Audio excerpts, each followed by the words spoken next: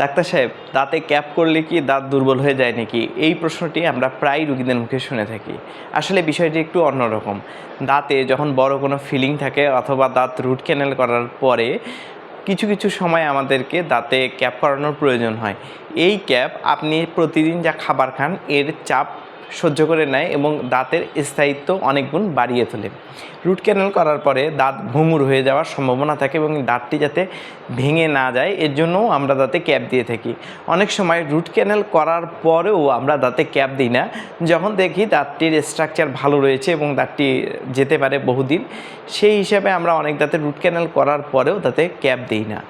Cap বিভিন্ন রকমের রয়েছে, যেমন metal cap, porcelain cap, zirconia cap, E max cap, cadmium cap. কোন ক্যাপটি আপনার দাঁতের জন্য উপযুক্ত সেটি আমরা দেখে আপনাকে বলে দিই। এই ক্যাপটি আপনি নিলে এটি আপনার জন্য উপযুক্ত হতে পারে।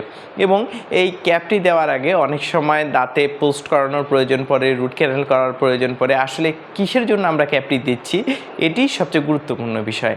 আপনার দাঁতে ক্যাপ করানোর প্রয়োজন আছে কি না এটি জানতে হলে আপনি চলে আসতে পারেন গুড স্মাইল ডেন্টালে। আমরা চেক আপ করে আপনাকে জানিয়ে দেব আপনার দাঁতে ক্যাপ করানোর প্রয়োজন আছে কি না এবং ক্যাপ করলে আপনি কোন ধরনের ক্যাপ করবেন।